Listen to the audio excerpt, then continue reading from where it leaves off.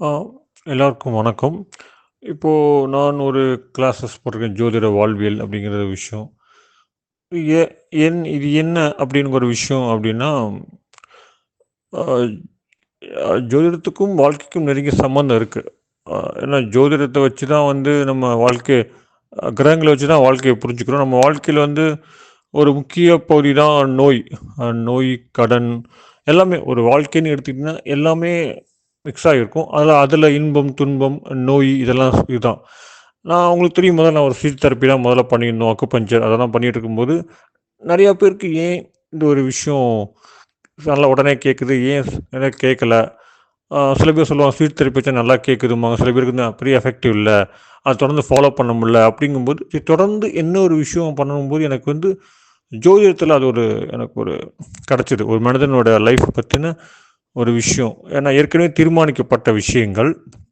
அது ஜோதிடம் வழியா நம்ம தெரிஞ்சுக்கிறோம். அது கிரகங்கள் வழியா நம்ம தெரிஞ்சுக்கிறோம்.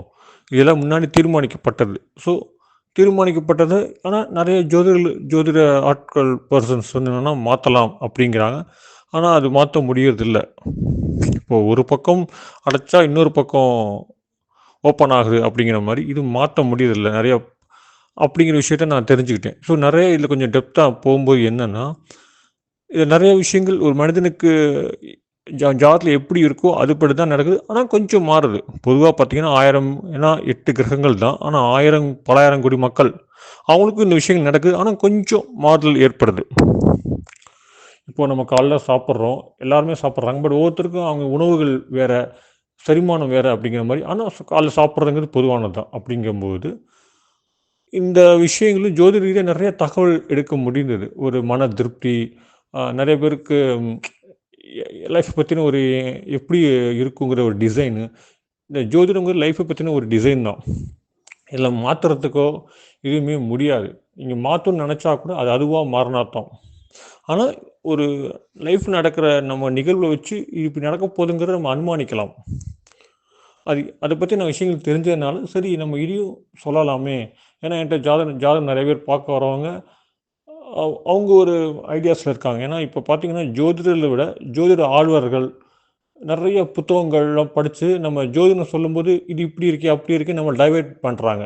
அப்போ நம்ம ஒரு ஒரு விஷயத்த கிளாரிட்டியா குடுத்தோம்னா, நமக்கும் ஜோதிடம் பார்க்குறவங்களுக்கு ஈஸியா ஒரு புரிதல் கிடைக்கும். அப்படிங்கிறதுக்காக இத நான் கொண்டு வந்தேன். ஏன்னா என்ட்ட ஜோசியம் பார்க்கறதுக்கு நான் ஒரு 1 ஹவர் டைம் எடுக்கிறேன் அப்படின்னா, ஒருத்தர் பலன் சொல்றதுக்கு, எனக்கு 1 1/2 மணி நேரம், 2 மணி நேரம் ஆகுது. ஏன் அப்படின்னா, மிச்சம் அந்த 1 ஹவர் பார்த்தீங்கன்னா, அவங்க மத்த புத்தகங்கள படிச்சதோ, இத வச்சோ அவங்க ஏதோ ஒண்ணு புரிஞ்சுக்கிறாங்க. இப்போ YouTubeல வர விஷயங்கள் வந்து புத்தகங்கள்ல வர விஷயம் அத வச்சு நம்ம தெரிஞ்சுக்கலாமே தவிர, அத வச்சு பிராக்டிஸ் பண்ண முடியாதுங்கிற மாரி, ஆ நம்ம ஒரு விஷயம் சொல்றோம். ஏன்னா, ஜோதிடத்த வந்து ஜோதிடர்கள் தான் நல்லா கையாளணும். மத்தவங்க வந்து இப்ப ஜோதிடம் ஒண்ணு ஜோதிடம் படிக்கணும். இல்லன்னா ஜோதிடம் பார்க்கணுமே தவிர, இவங்க என்ன பண்றாங்க, எல்லா புத்தகத்தையும் வாங்கி படிச்சுட்டு, எல்லாத்தையும் மிக்ஸ் பண்ணும்போது, ஒவ்வொருத்தரும் ஒரு அனுபவத்திலயும், ஒவ்வொரு முறைகளையும் சொல்லுவாங்க. அது எல்லாத்தையும் கலந்து இவங்க ஒரே மெத்தடா ஆக்குறது ரொம்ப கஷ்டம். அப்படி பண்ணும்போது, நம்ம அவங்களுக்கு இது இல்ல, இது இப்படின்னு புரிய வைக்கிறதுக்குள்ள நம்ம சரியா பலன் சொல்ல முடியவே இல்ல. அதனால என்ன பண்ணோம்னா, ஜோதிடத்தில என்னென்ன இருக்கு? அதாவது ஜோதிடம்னா என்ன? ஜோதிடத்தில என்ன இருக்கு? இதெல்லாம் ஜோதிடம் கிடையாது. அப்படிங்கிறத சொல்லிக் குடுத்துருவோம். ஏன்னா ஆன்மீக ஜோதிடம் கிடையவே கிடையாது. முதல்ல சொல்லணும் முதல் விஷயமே. அதுக்கு இதுக்கு சம்மந்தமே கிடையாது. ஏன் இப்படி கொண்டு வந்தாங்க அப்படிங்கிற ஒரு விஷயம் தான். ஸோ பியூரா ஜோதிடத்த மட்டுமே நம்ம அதில சொல்லி தர போறோம். இதுலேருந்து நீங்க சூஸ் பண்ணிக்கலாம். இதுக்கப்புறம் வந்து நீங்க ஜோதிடம் படிக்கிறவங்களுக்கும் சரி, ஜோதிடம் பார்க்க போலனா கூட இது உங்களுக்கு ஒரு நல்ல கைடா இருக்கும். ஏன்னா ஜோதிடம் வந்து ஸ் அ மே மேக்ஸ் முக்கியம். அதாவது கணிதம், அடுத்து சைக்காலஜி. ஒரு மனிதன பத்தி நம்மள பத்தி நம்ம சுற்றி உள்ள நிகழ்வுகள், மனிதர்கள பத்தி சைக்காலஜி புரியாம நம்ம ஜோதிடம் படிக்கவோ, இல்ல சொல்லவோ, புரிஞ்சுக்கவோ முடியாது. ஸோ ஜோதிடர் சைக்காலஜியும், மேக்ஸும் தான் முக்கியமே தவிர, ஆன்மீகம் இதில கிடையவே கிடையாது. ஸோ அதுக்காகத்தான் இது. உங்களுக்கு என்ன சந்தேகம் இருந்தாலும் எனக்கு மெசேஜ் பண்ணுங்க. நன்றி.